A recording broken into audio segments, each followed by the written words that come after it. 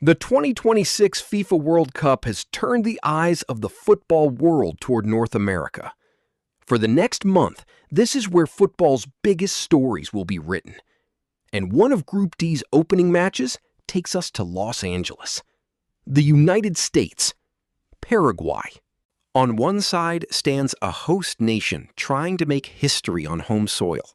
On the other stands a Paraguay side returning to the World Cup stage after a long absence, carrying the discipline and resilience that have long defined its football identity.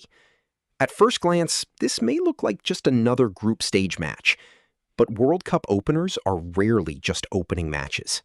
Sometimes they build confidence. Sometimes they shape an entire group. And sometimes they determine how a host nation experiences its own tournament. For the United States, the weight of this occasion is enormous, because this is more than a World Cup match. It is the beginning of a home World Cup. Since 1994, American soccer has changed dramatically. Back then, hosting the World Cup was an opportunity to grow the game. Today, expectations are very different.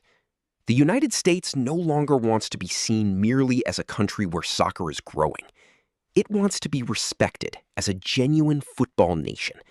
And this tournament is the biggest stage possible to prove it. But that does not mean the challenge will be easy, because being a host nation is not always an advantage. Sometimes the crowd gives you strength. Sometimes expectations create pressure. The atmosphere in Los Angeles could push the United States forward.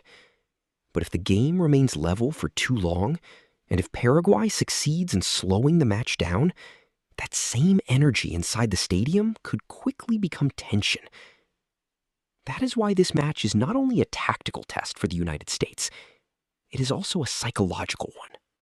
Under Mauricio Pochettino, the United States arrives not only with home advantage, it arrives with a generation full of talent, European experience, and players accustomed to competing at the highest levels.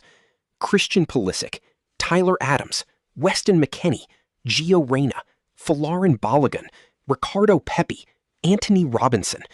These players are no longer young prospects. The question facing this generation is much bigger now. Can they become a truly great World Cup team? The 2022 World Cup was a learning experience for the United States. A young team, high energy, promising moments. But the defeat against the Netherlands revealed an important truth. In World Cups, it is not enough to run hard. It is not enough to be brave. You have to manage the moments. And this time, the United States wants to show that it has learned those lessons. Now it returns as a more mature, more balanced, and more complete team. For the United States, Christian Pulisic's role will be vital. He is the face of this team. But at this World Cup, simply playing well will not be enough. He must take responsibility, demand the ball, create moments, and deliver in the biggest situations. If the United States wants to make a deep run, Pulisic must perform. Not only as a star, but as a leader. The United States is expected to use a structure similar to a 3-4-2-1, or an aggressive variation of it. Rather than focusing on a specific starting 11, it is more important to understand the idea behind the system. The United States wants to move forward quickly after winning possession. It wants to use width through its wingbacks. It wants players like Pulisic and Reyna receiving the ball in dangerous central spaces.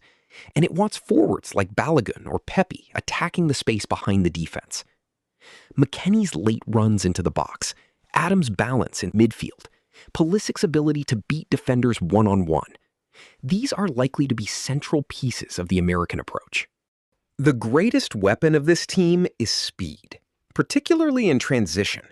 But that is also where the greatest risk lies. If the United States becomes too impatient, it may create exactly the type of transition opportunities Paraguay wants.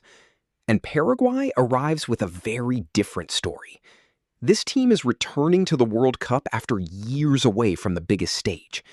The Paraguay side that reached the quarterfinals in 2010 feels like a distant memory. But under Gustavo Alfaro, A new chapter has begun. And Alfaro's teams are known for one thing above all else. They are extremely difficult to break. Paraguay is unlikely to dominate possession. That is not the goal. Their game is more patient, more physical, more disciplined, more comfortable with waiting. Their objective will be to disrupt the American rhythm, slow the match down, increase the physical battles, crowd the midfield, and prevent players like Pulisic and Reina from finding space between the lines. Paraguay's story is also one of two generations.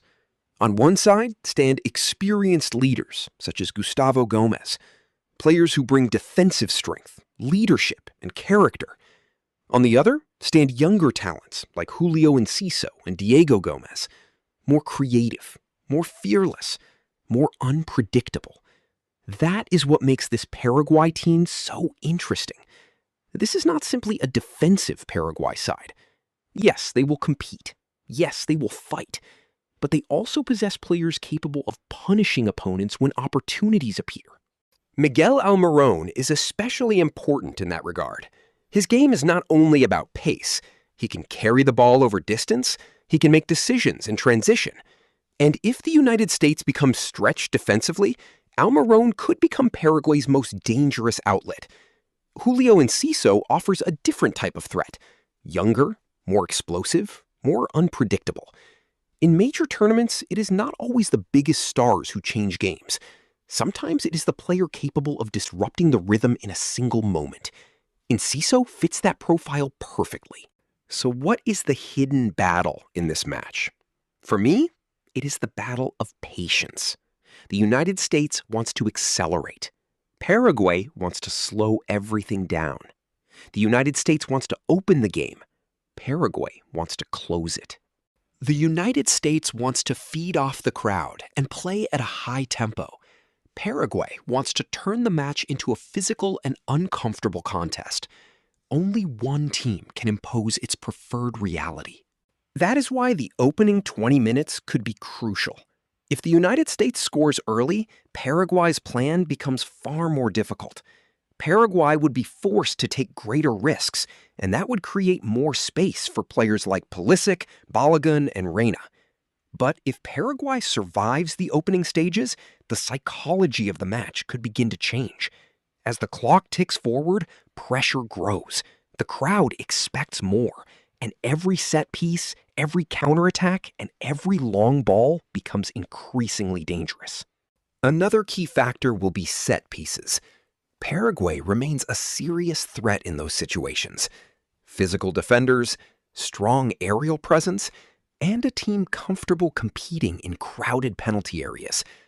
The United States cannot afford to lose concentration, because against teams like Paraguay, you can control a match for 89 minutes and still lose it from one corner, one free kick, or one second ball. Managerial adjustments may also prove decisive. The American bench has options capable of increasing the intensity and tempo of the match. Paraguay's substitutions may be focused on maintaining control, increasing physicality, and protecting the result. As a result, the final 30 minutes could become the most important phase of the game. Moving to the prediction. The United States enters this match as the favorite. Home advantage, greater attacking depth, higher tempo, and more individual quality. But Paraguay is built to make matches uncomfortable. That is exactly what makes this contest dangerous. My probabilities are United States win 49%, draw 28%, Paraguay win 23%. Most likely scorelines: United States 2-1 Paraguay, United States 1-0 Paraguay, United States 1-1 Paraguay. The surprise scenario would be Paraguay surviving the first half before finding a goal through a set piece or a quick transition attack. If that happens, the pressure on the United States could rise dramatically. Final verdict. The United States enters this match as the more talented, faster, and more attack-minded team. Paraguay enters as the more patient, physical, and disruptive side. This match may not be decided by quality alone. It may be decided by tempo. If the United States speeds the game up, it gains a major advantage. If Paraguay slows it down, everything becomes balanced.